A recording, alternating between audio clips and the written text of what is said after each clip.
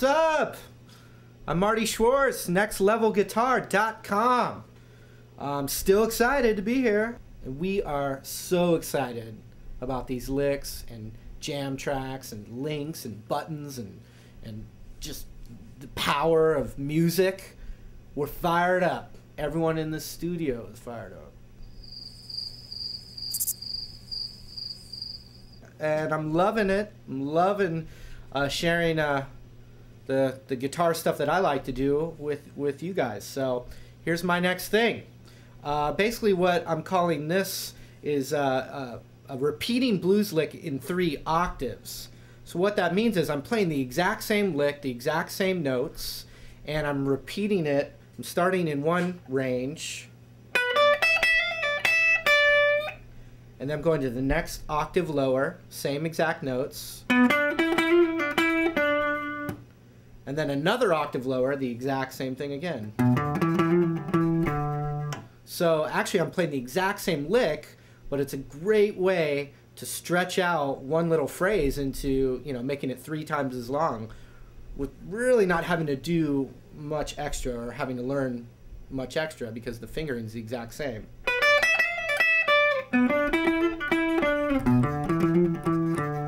So I'm using this particular lick as an example, but you can use this concept in any lick that you find. So the lick I'm going to teach you is,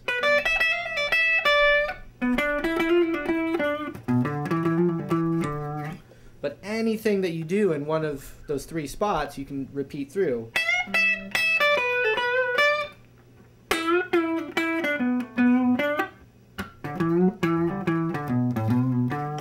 Okay, and you can really open up some ideas. Okay, here's the lick. I'd like to explain what I'm using. Basically, I'm taking this B minor pentatonic scale.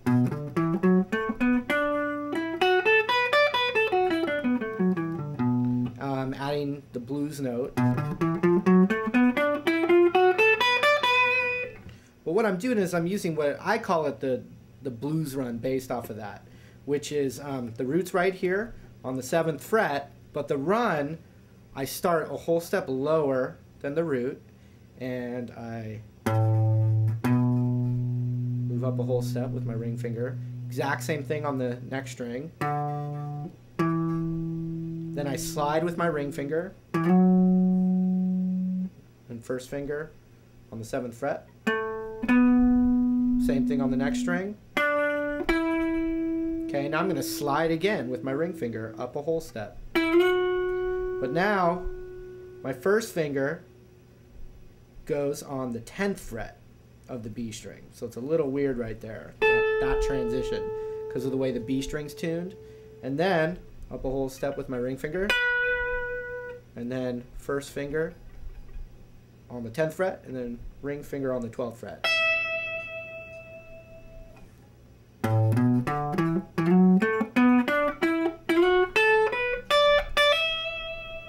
Okay, so that's like kind of my my freeway to travel up and down this little area of the guitar in the B minor pentatonic blues scale. Okay, so here's the lick. I'm going to start my ring finger on the 12th fret, which is actually the root, and I'm going to go hit that once, and then my first finger on the 10th fret, and then my ring finger on the 12th fret. Okay, just kind of a standard little blues box thing. Just like that. I'm going to do it one more time. Okay, but now here's the kind of flavorful part. This is the chewy center of the lick. Now what I'm going to do, my ring finger's on the 12th fret, I'm going to pick it, and then I'm going to hammer on pull off with my pinky. Like that.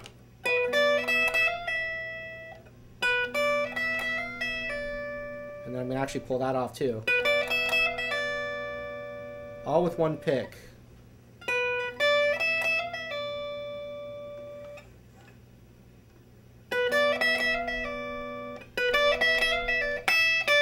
And then the last thing I do is I get my ring finger back to the 12th fret and I pull that off. You could pick both of those notes too.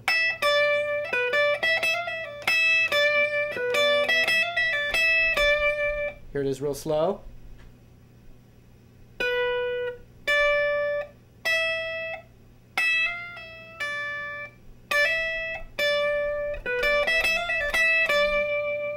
Okay, so there's the lick, and I mean, there's so many variations. I mean, you know, I'm just using this as a springboard for you.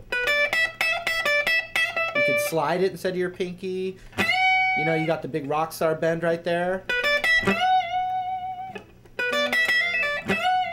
You know, I mean, it's just an amazing little spot on the guitar.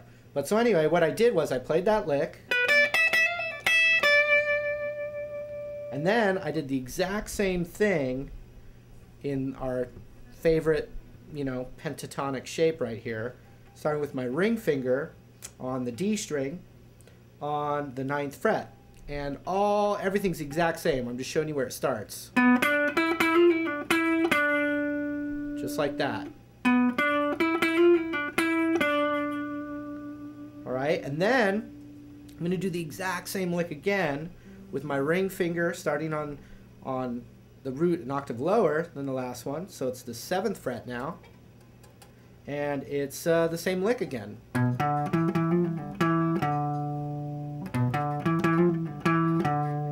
Okay, so here they are together, just one at a time.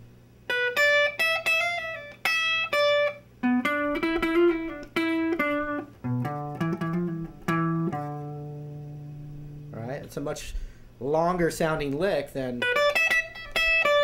Now what? Where can you go from there? Nowhere. So if you need an extra push over the cliff, what do?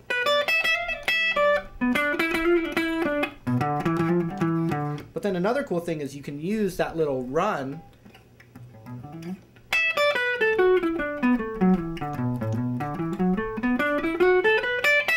first thing I showed in the lesson, and you can actually, instead of going...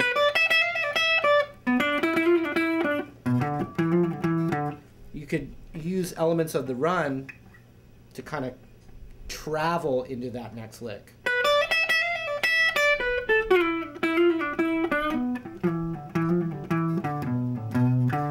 All of a sudden now, that didn't even sound like the same lick. It sounded like, you know, kind of a long improvised line.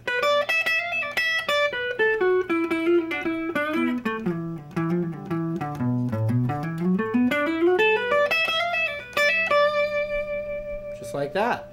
Okay, so really I think the concept is probably more important than the actual lick itself, because you know you can just multiply the possibilities. Okay, so I'm going to just play this little loop I created, and I'm going to use that concept, and I might mix it up a little bit just to show you the possibilities with the idea.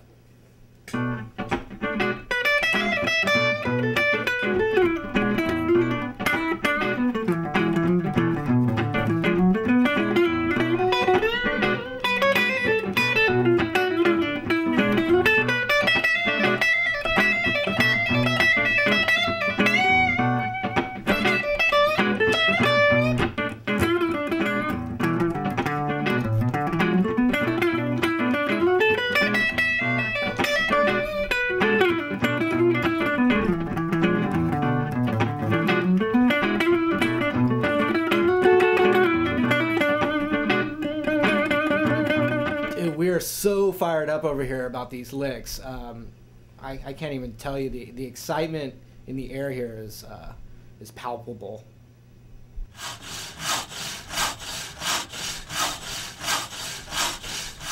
Jam tracks. Okay, jam tracks.